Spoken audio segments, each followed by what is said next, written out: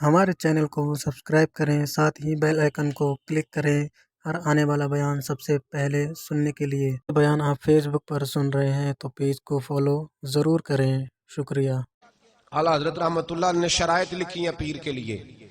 फरमाया पहली शर्त यह है कि उसका अकीदा ठीक हो, ना राफजी हो ना खारजी हो।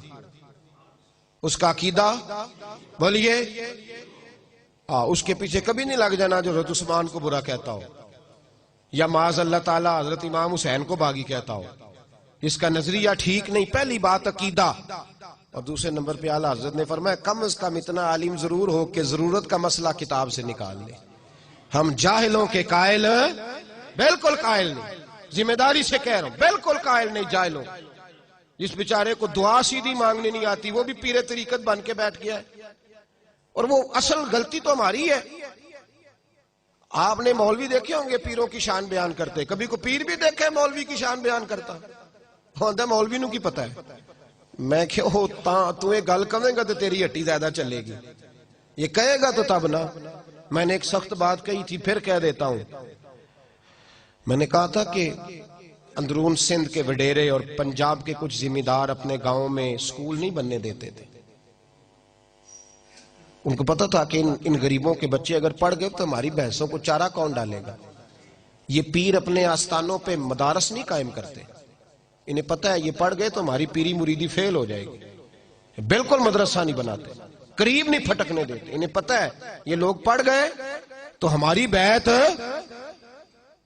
एक साहब से मैंने कहा, कहने लगे पीर साहब आए आप भी आइए। मैंने कहा पीर साहब का खिताब कब होगा? कहने लगे हमारे पीर साहब नहीं तकरीर करते, उनके साथ एक मौलवी साहब होते हैं वो करते हैं। मैं क्या आमदी नहीं तो करे तो जरूर आमदी नहीं सु बेचारे जहल है, पढ़ा ही नहीं, गया ही नहीं।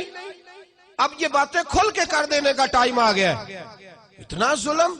आला हजरत ने शर्त लगाई, पहली शर्त अकीदा ठीक हो, दूसरा बकदरे जरूरत इल्म उसके पास, और तीसरा फरमाया आला हजरत ने बाकायदा कहीं मुरीद हो, सिलसिला उसका सिलसिला तरीकत नबी पाक अलैहिस्सलाम तक पहुंचता हो। मेरी तरफ देखिए।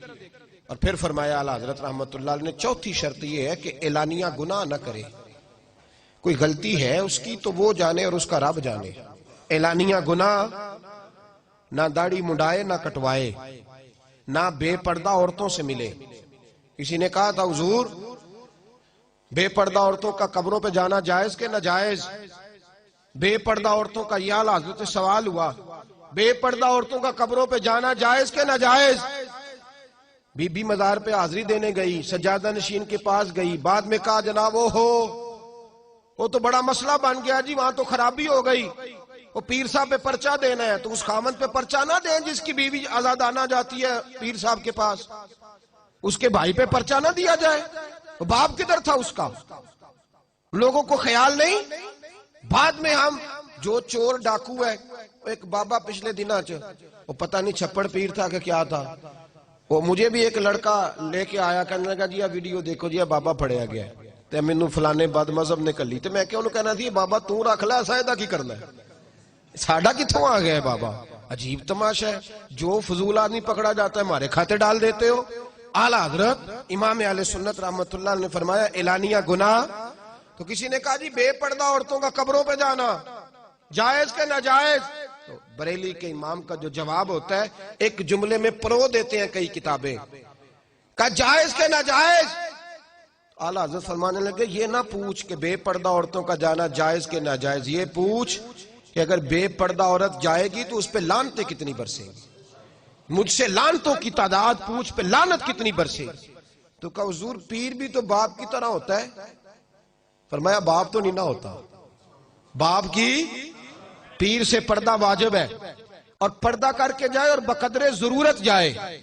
जितना कि औरत को इजाजत है डॉक्टर के पास जाने, इससे ज्यादा उसको इजाजत वो बूढ़ा हो या जवान हो।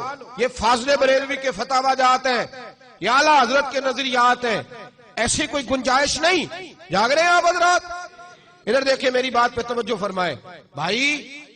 उन्होंने तसव्वुफ और तरीकत के हवाले से, आला हजरत का पीर खाना था मारहरा शरीफ, आप वहां बाकायदा मुरीद थे, और इतने तगड़े मुरीद थे कि पीर साहब ने कहा कि कभी कोई दो जानवर मिल जाए ना, हिफाजत करनी है जानवरों की, तो आला हजरत अपने दो बेटों के गलों में रस्सियां डाल के ले गए। اتنے تگڑے مرید تھے, عقیدت اتنی تگڑی تھی, ساری زندگی پیر صاحب کے گھر کی طرف پیر نہیں کیے, لیکن شریعت کا جو دامن تھا اس کا بھی کمال بڑا انوکھا تھا. پیر صاحب کے ایک پوتے تھے, وہ اعلیٰ حضرت سے ملنے آئے تو 2 انگوٹھیاں پہنی ہوئی. کنیاں جائز نے مرد لی؟ سارے بولے.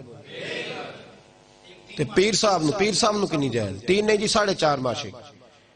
4.5 ماشی کی ایک انگوٹھی ایک ناگ والی, اس سے زیادہ جائز ہے؟ تے پیر صاحب نو کنیاں جائز نے؟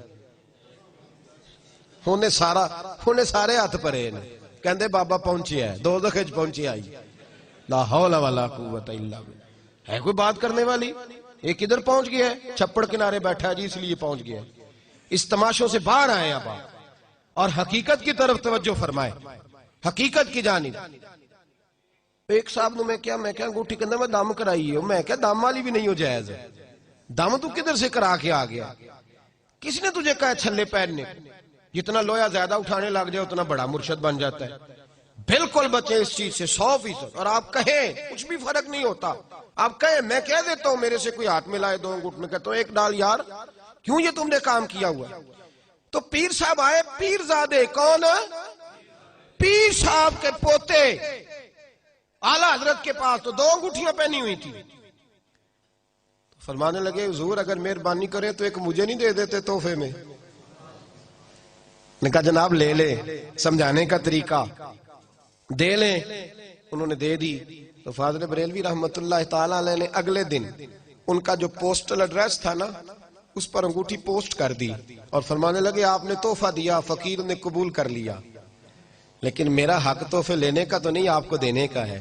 صرف گزارش یہ تھی کہ آپ پیر ہیں, آپ مرشد ہیں, آپ کو لوگ فالو کرتے ہیں, آپ 2 انگوٹھیاں پہنیں گے تو لوگ 6 شروع کر دیں گے, تو مہربانی کریں, آپ کو زیبا نہیں.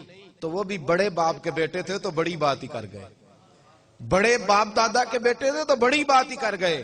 انہوں نے کہا مولانا جب تک آپ جیسے مرید رہیں گے انشاءاللہ پیر بھی سیدھے رہیں گے. بیان اچھا لگا ہو تو لائک کریں, شیئر کریں اور چینل کو زیادہ سے زیادہ سبسکرائب کریں.